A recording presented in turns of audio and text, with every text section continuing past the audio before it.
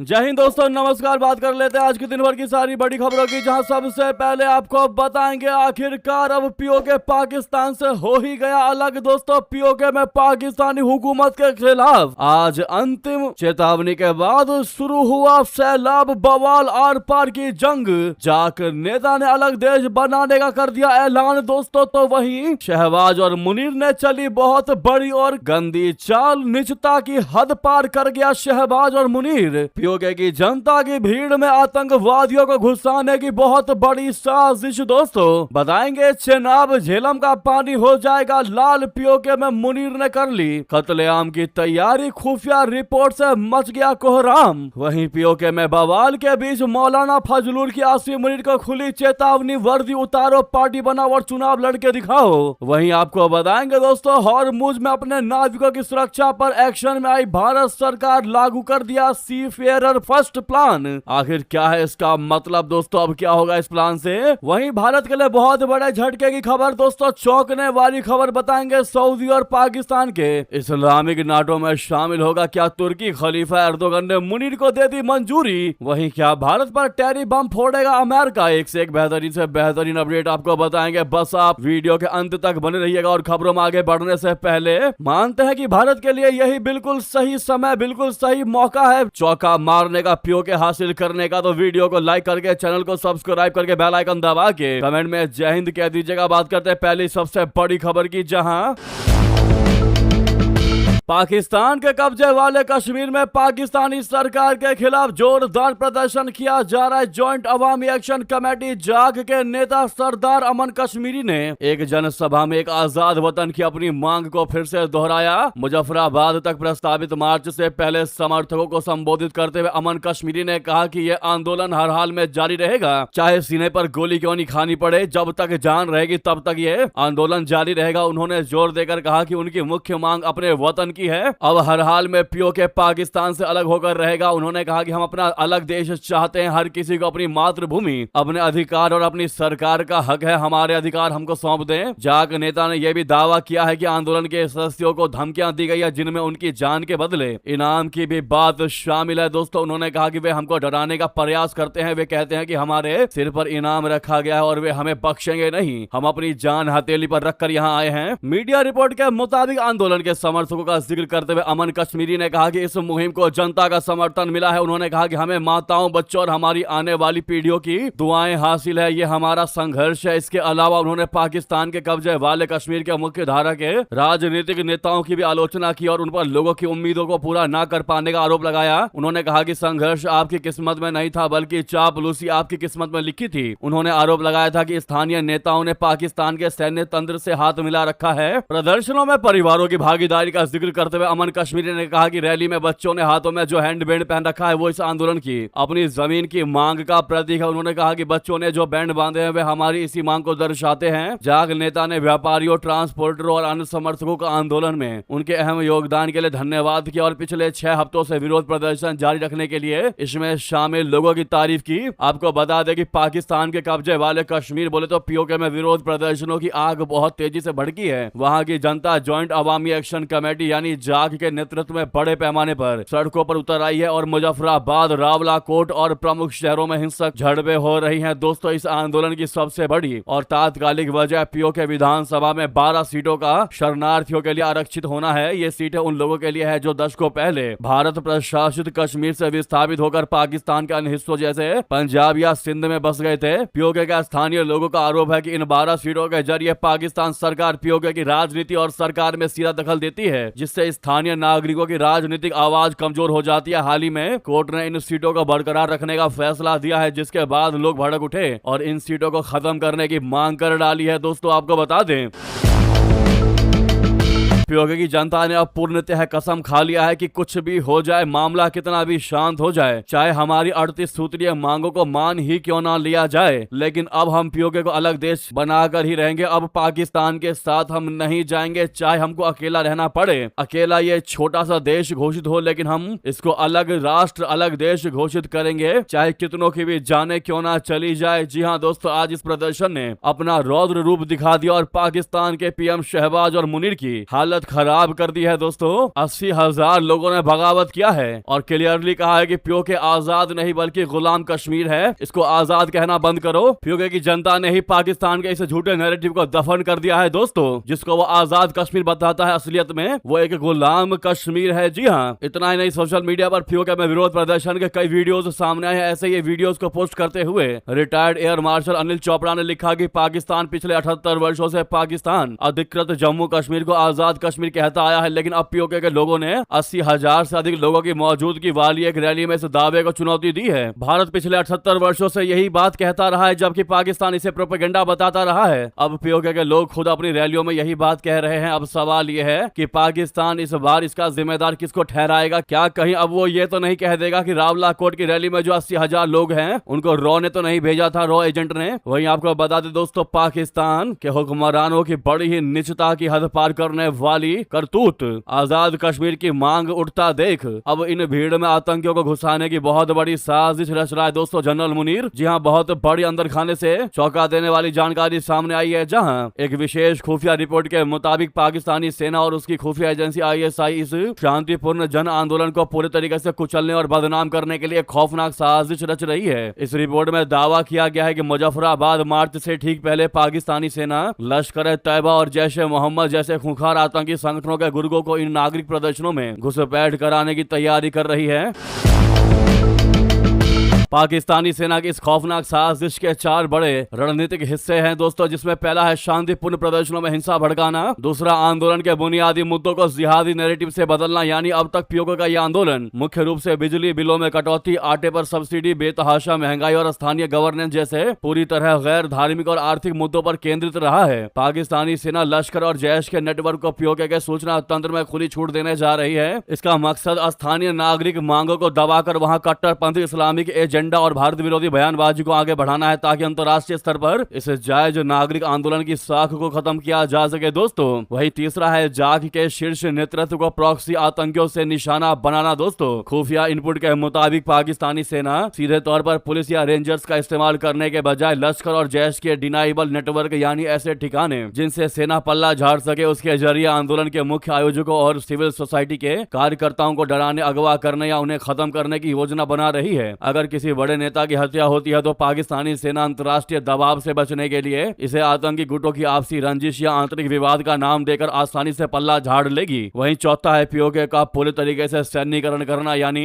इसका उद्देश्य सेना को पूरे पीओके में बड़े पैमाने पर अतिरिक्त बलों की तैनाती का कानूनी बहाना देना कि भैया आतंकवादी घुस चुके हैं या फिर अब यहाँ कुछ बड़ा हो सकता है, इसीलिए अब हम अपने फोर्सेस को यहाँ तैनात करेंगे। काउंटर टेरर ऑपरेशन और इमरजेंसी सुरक्षा उपायों की आड़ में पूरे इलाके में पाकिस्तान रेंजर्स और फ्रंटियर कोर FC के जवानों को तैनात करके नागरिक इलाकों पर अपनी पकड़ को और मजबूत किया जाएगा, जिससे कि ये लोग अपनी मांग, जो आजाद कश्मीर चाहते हैं, जो अलग देश की मांग कर रहे हैं, उनको दबाया जा सके, उनको घेरा जा सके। दोस्तों, यह है पाकिस्तानी सेना आसिम मुनीर की बहुत बड़ी चाल। इन प्रोटेस्ट के बीच में अब आतंकवादियों को घुसाने का बहुत बड़ा प्रयास कर रहा है दोस्तों आसिम मुनीर। आप कह सकते हैं कि जितनी निचता होती है उस निचता की भी हद पार कर दी है पाकिस्तान ने। इससे साफ पता चल रहा है आतंकवादियों को घुसाने का मतलब यही है कि चाहे पीओके की जनता की जाने क्यों ना चली जाए, उससे मतलब नहीं है आसिम मुनीर और शहबाज को। उनको सिर्फ उनका क्षेत्र बचा रहना चाहिए, पीओके बचा रहना चाहिए। आप कह सकते हैं कि चेनाब झेलम का पानी लाल हो जाए खून से कोई दिक्कत नहीं, लेकिन कत्लेआम की तैयारी में लगी है आसिम मुनीर की सेना। वहीं अब इस मुद्दे पर भारत क्या कह रहा है वो आपको बता दें। भारत की ओर से भी ताजा हालात पर प्रतिक्रिया दी गई है और कहा गया है कि नागरिकों पर बल प्रयोग करना भी बिल्कुल जायज नहीं है, कहीं से कहीं तक जायज नहीं है। विदेश मंत्रालय के प्रवक्ता रणधीर जायसवाल जी ने भारत की चिंता जताते हुए कहा कि पाकिस्तानी राज्य स्थानीय लोगों की वैध मांगों का समाधान करने के बजाय अत्यधिक पुलिस बर्बरता का सहारा ले रहा है। महिलाओं और बच्चों पर हमले, खाने दवाइयों की सप्लाई को रोकना, इंटरनेट बंद कर देना और निहत्थे नागरिकों पर घातक बल का इस्तेमाल करना, ये सब अमानवीय है। आपको बता दें कि पीओके के नेता हमेशा से भारत से मदद करने की अपील करते रहे हैं, ताकि वे पाकिस्तान से कटकर अलग देश बना सके। न जाने क्यों अपना भारत आज इस मामले पर शांत बैठा है दोस्तों, जब यही एक अच्छा मौका है, बेहतरीन अपॉर्चुनिटी मिली है भारत को कि इस गर्म लोहे पर हथौड़ा मारे, तो भारत अपना शांत बैठा है। या फिर आप यूं भी कह सकते हैं कि भारत बताना नहीं चाह रहा, अंदर खाने बड़ी प्लानिंग कर रहा है। कुछ भी हो सकता है दोस्तों, लेकिन जल्द से जल्द ये हो तो काफी बेहतर होगा। जैसे कि मान लीजिए पीओके की जनता कह रही है कि हम देश को आजाद आजाद कराएंगे, हम आजाद देश चाहते हैं, अपना क्षेत्र अलग चाहते हैं पाकिस्तान से। ऐसे में अगर वहां की जनता किसी भी तरीके से पाकिस्तान की फौज, पाकिस्तान की पुलिस को पीओके से हटा देती है, तो उसके बाद भारत को समर्थन में आकर चाहे अंदर खाने ही सही, खाने की चीजें, खाने का सामान, दवाइयां एटलीस्ट प्रोवाइड कराना होगा, जिससे कि पीओके की जनता मुश्किल के समय में इस मदद को देखकर भारत से जुड़ने को हामी भरे कि भैया भारत ही हमारा अब करता धरता रहेगा और हम भारत से जुड़ने जा रहे हैं। क्योंकि भारत में मौजूद जम्मू और कश्मीर के लोग जितने आज खुश हैं, उतने खुश तो पाकिस्तान के भी लोग नहीं है। पीओके की तो बात ही छोड़ दीजिए, पाकिस्तान ऑक्यूपाइड कश्मीर की तो बात ही छोड़िए दोस्तों, पाकिस्तान की जनता तक खुश नहीं है। तो ये स्थिति है दोस्तों पाकिस्तान की, और पीओके को लेकर जानकारी सबसे बड़ी खबर हमने आपको बताई है। इस मुद्दे पर आपकी राय तो बनती है दोस्तों। अगर आप भी मानते हैं लोहा गर्म है, भारत की मोदी सरकार को हथौड़ा मार ही देना चाहिए और पीओके हासिल करके रहना चाहिए और इसी मुद्दे को आगे बढ़ाना चाहिए, ताकि ऐसे मौके जल्दी नहीं आते जब आज पीओके की जनता खुद ये चाह रही है कि देश को आजाद बनाए, देश को अलग करें। और ऐसा भी नहीं है कि कोई एक गुट ऐसा कह रहा है, बाकी गुट पीओके में शांत पड़े हैं, ऐसा भी नहीं है, पूरी की पूरी पीओके की जनता ऐसा कह रही है। तो आखिर भारत को इंतजार नहीं करना चाहिए दोस्तों, क्योंकि ऐसे मौके शायद आगे जल्दी देखने को ना मिले। क्योंकि अगर ये मामला शांत हो गया तो फिर भारत को थोड़ी और ज्यादा मुश्किलों का सामना करना पड़ सकता है पीओके को हासिल करने के लिए। क्या है इस मुद्दे पर आपकी राय दोस्तों? लेकिन वही आपको बता दें, वहीं पाकिस्तान में सेना प्रमुख फील्ड मार्शल आसिम मुनीर को जमीयत उलेमा इस्लाम फजल यानी JUIF के प्रमुख मौलाना फजलुर रहमान ने सीधी चुनौती दे दी। रहमान ने कहा कि अगर सेना को राजनीति ही करनी है तो वर्दी उतार कर अपनी पार्टी बनाए और चुनाव लड़े। इसके साथ ही उन्होंने बलूचिस्तान और पश्तून इलाकों में हालात को लेकर भी पाकिस्तानी सरकार पर बड़े सवाल खड़े कर दिए हैं। एक जनसभा में बोलते हुए फजलुर रहमान ने कहा है कि सेना का काम देश की सुरक्षा करना है, राजनीति में दखल देना नहीं। उन्होंने कहा कि यह तय करना सेना का काम नहीं है कि देश में सरकार कौन बनाएगा और कौन सत्ता से बाहर जाएगा। रहमान ने यह भी कहा कि आतंकवाद से निपटने के नाम पर आम नागरिकों को हथियार देने या मिलिशिया बनाने की मांग भी गलत है। उन्होंने साफ कहा है कि वे खुद को कोई मिलिशिया नहीं बनाएंगे, क्योंकि आम लोगों के हाथ में हथियार आने से आगे चलकर खून खराबा और निजी दुश्मनी बढ़ने का खतरा है। फजलुर रहमान ने आगे दावा किया कि बलूचिस्तान के बड़े हिस्सों पर अब पाकिस्तान सरकार का असरदार नियंत्रण नहीं बचा है। उन्होंने कहा कि पश्तून इलाकों में भी हालात लगातार बिगड़ रहे हैं। उनके मुताबिक पिछले 2 से 3 दिनों में ही इन इलाकों में 50 से ज्यादा शव पहुंचे हैं। जी हां, रहमान ने आरोप लगाया कि वहां के लोग जो हैं वो खुद को सुरक्षित महसूस नहीं कर पा रहे हैं, बच्चे स्कूल नहीं जा पा रहे हैं और मजदूर तक घर से बाहर निकलने से डर रहे हैं। उनके मुताबिक हालात इतने खराब हो चुके हैं कि लोगों के पास सिर्फ अपने परिजनों के लिए कफन खरीदने और उन्हें दफनाने भर का ही काम रह चुका है। जी हां दोस्तों, उधर अब नेक्स्ट खबर की बात कर लेते हैं, जहां वाकई में हरमुज बना कब्रगाह, 3 दिन में दूसरे भारतीय नाविक की भी गई जान। ईरानी हमले में लापता मरीन इंजीनियर की भी मौत की पुष्टि। दोस्तों, ओमान तट के पास हुए हमले में लापता भारतीय मरीन इंजीनियर हैरम्ब करमरकर जो कि 30 साल के थे, उनकी मौत हो गई है। उनके ससुर विवेक टंडन ने अंतर्राष्ट्रीय समाचार एजेंसी रॉयटर्स को बताया कि जहाज संचालित करने वाली कंपनी ने उन्हें हैरम्ब की मौत की सूचना दी है। हालांकि भारत के विदेश मंत्रालय ने इस पर अभी आधिकारिक पुष्टि नहीं की है। हैरम्ब करमरकर साइप्रस के झंडे वाले कंटेनर जहाज GFS गैलेक्सी पर मरीन इंजीनियर के रूप में तैनात थे। यह जहाज रविवार को ओमान तट के पास एक अज्ञात प्रोजेक्टाइल, बोले तो मिसाइल या गोला की चपेट में आ गया था। जहाज पर कुल 24 चालक दल के सदस्य सवार थे, जिनमें 11 भारतीय शामिल थे। दोस्तों, ईरान ने दावा किया है कि जहाज ने चेतावनी के बावजूद अनधिकृत समुद्री मार्ग का इस्तेमाल किया, जिसके बाद उस पर हमला किया गया। यह घटना ऐसे समय हुई है जब अमेरिका और ईरान के बीच तनाव फिर चरम पर पहुंच गया है और हरमुज जलडमरू मद को लेकर टकराव जारी है। हैरम्ब करमरकर की मौत 3 दिनों के भीतर हरमुज क्षेत्र में दूसरे भारतीय नाविक की मौत है। इससे पहले मंगलवार को भी हरमुज जलडमरू मद से गुजर रहे 2 तेल टैंकरों पर हुए हमले में एक भारतीय नाविक की जान चली गई थी। इस घटना के बाद भारत सरकार ने ईरान के उप राजदूत को तलब कर कड़ा विरोध दर्ज कराया था। तो वहीं अब आपको बता दें, अपने नाविकों की सुरक्षा पर एक्शन में भारत सरकार दोस्तों सी फेरर फर्स्ट प्लान को कर दिया लागू। दरअसल हरमुज में सुरक्षा संकटों को देखते हुए हालात को ठीक बनाने के लिए भारत सरकार ने अपने नाविकों की सुरक्षा के लिए बड़े कदम उठा लिए।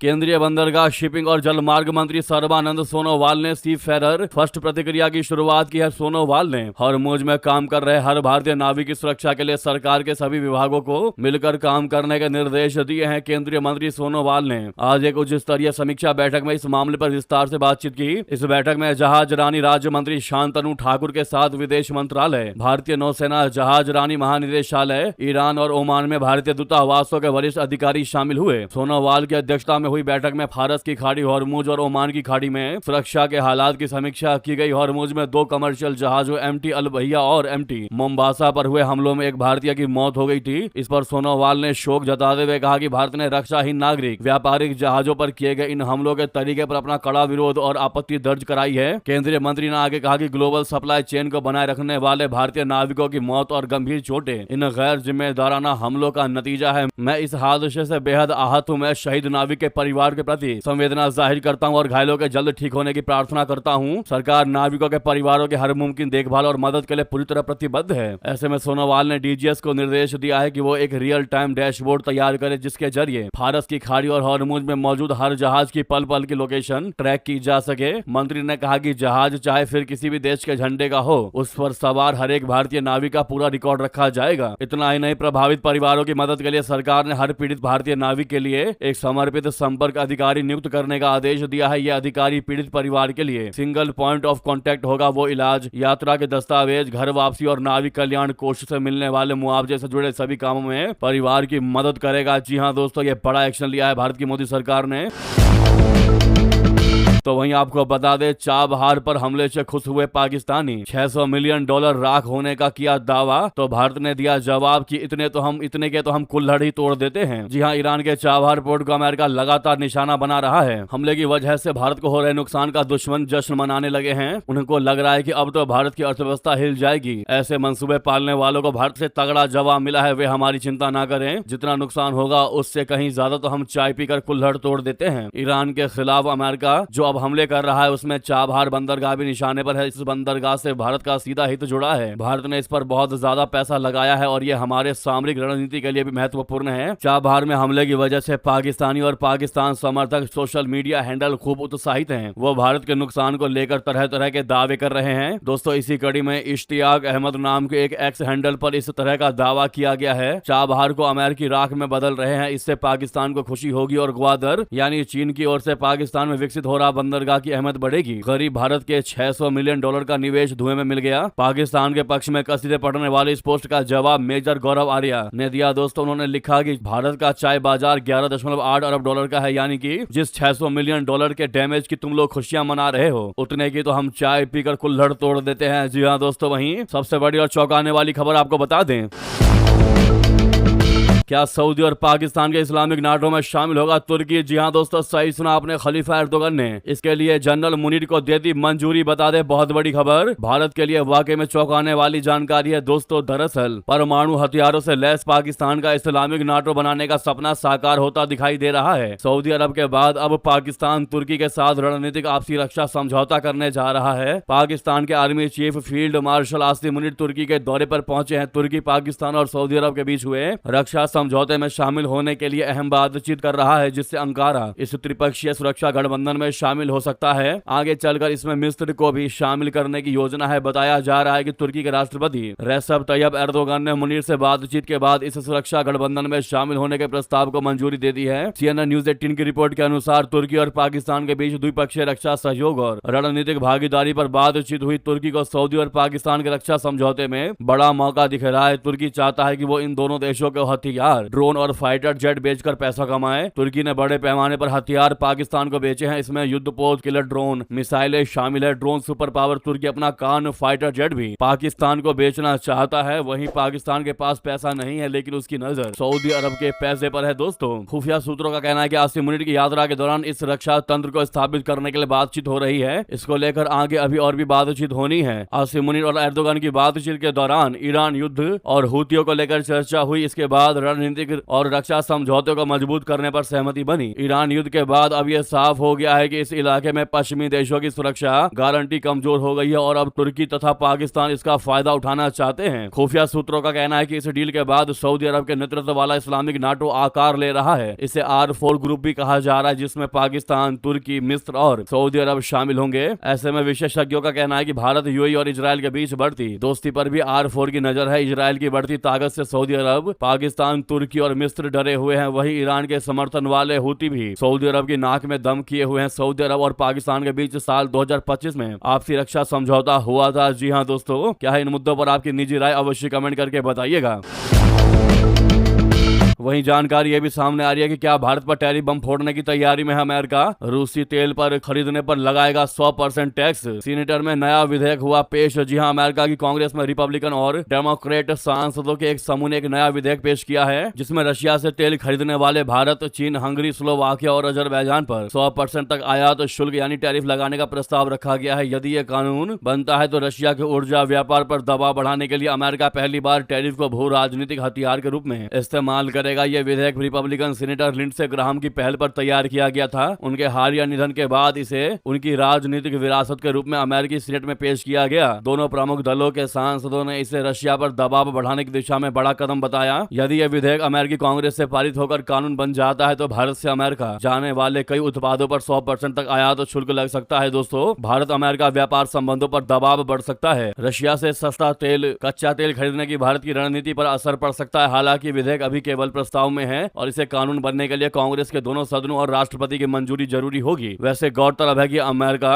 पहले भी रशिया से ऊर्जा खरीद को लेकर भारत सहित कई देशों पर दबाव बनाता रहा है। हाल ही में अमेरिका ने कुछ देशों पर जबरन श्रम से बने उत्पादों के आयात को लेकर भी अतिरिक्त शुल्क लगाने का प्रस्ताव रखा था। जी हाँ दोस्तों, क्या लगता है आपको इस मुद्दे पर? क्या वाकई में ये प्रस्ताव कानून बन सकता है अमेरिका में? क्या भारत पर टैरिफ बम फूटेगा? जो भी आपकी निजी राय हो दोस्तों, जरूर कमेंट करके बताइएगा। रिक्वेस्ट है, जहां पर भी आपका ग्रुप हो, व्हाट्सएप, फेसबुक, एक्स पर इस वीडियो को शेयर करना बिल्कुल मत भूलिएगा। लगे हाथ तो वीडियो को लाइक करके, चैनल को सब्सक्राइब करके, बेल आइकन दबा के कमेंट में जय हिंद कह दीजिएगा। मिलते हैं आपसे अगली बड़ी खबर में। यहाँ तक बने रहने के लिए आप सभी का बहुत बहुत धन्यवाद, बहुत बहुत आभार। जय हिंद, जय भारत।